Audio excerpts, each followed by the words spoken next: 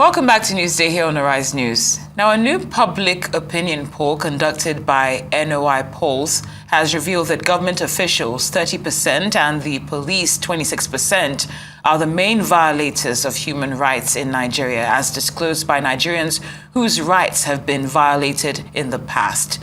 Critically, institutions and agencies of government that were established to protect and defend the citizens are the ones primarily indicted for human rights violation in the country.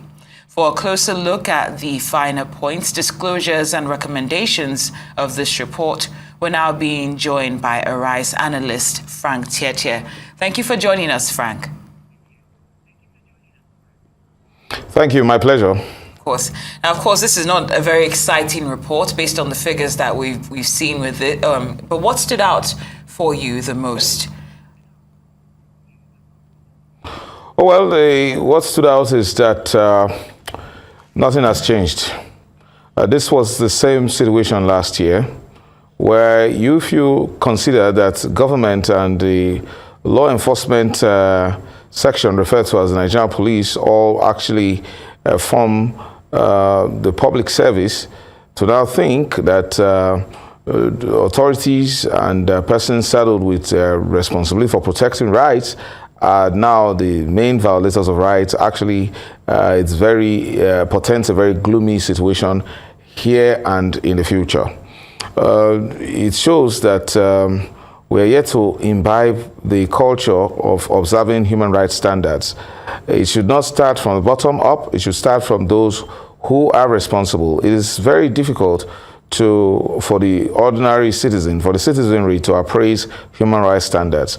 Now, for those who run government, whose primary responsibility is to secure the people and cater to their welfare, to now have a very terrible situation which has gone askew to the extent that they are now the main violators of human rights in our country, it's very disheartening to hear on International Human Rights Day today.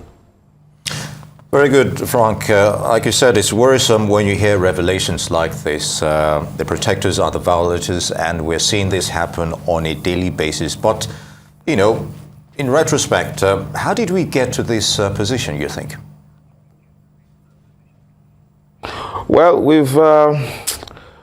we've been a country that has neglected the human rights education from the start. We're a country that was under colonialist rule, which was supposed to be oppressive, which was supposed to be depriving the citizens or the aborigines of their rights. And then it went on to a change of class from foreigners to internal colonialists, who now continued the oppressive culture of those who are supposed to be in public service, who are supposed to serve public, now thriving on the ignorance of the populace of what is due to them, which is their rights. So we haven't had administrations that have taken it upon themselves to ensure that citizens get sufficient consciousness of their human rights.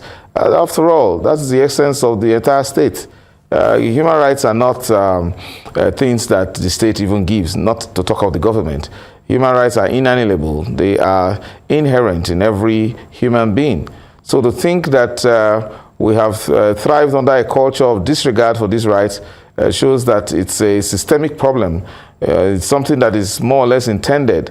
The fear that when citizens are more conscious of their rights, governance might become difficult may have been a reason by those who run government, whereas the contrary is the case. It makes life more interesting. You see, peace is more guaranteed. Orderliness and public order, especially, is more guaranteed when citizens are, conscious, or they are very aware of the rights.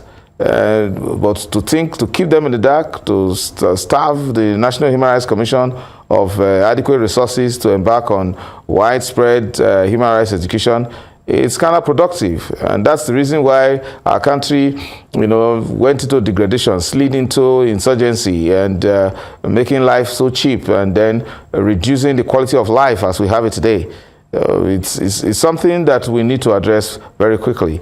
You make much progress as a country, economically, socially, and even in terms of security, when you give preeminent position to the human rights approach to governance. What we've done is to play more power politics and reduce people power, weaken our people, weaken them and take away their rights. And the thing is that it always comes back to all of us, whether we run government today or we're out of government, or in general, we maintaining the social peace or even the physical peace. Our country has suffered greatly in terms of spending huge amounts to fight insurgency in northern Nigeria. And then now we have a very porous country that is largely insecure, and then we're dealing with some people who have where banditry, kidnapping, and the rest are reigning as matters of national discourse. But if we had prioritized human rights for the weak, human rights for even the offenders, we would have been having a better standard of living for us all in this country. Very well said. Arise News analyst Frank Tietie live from Abuja. Thank you so much for joining us on Newsday. We appreciate your time.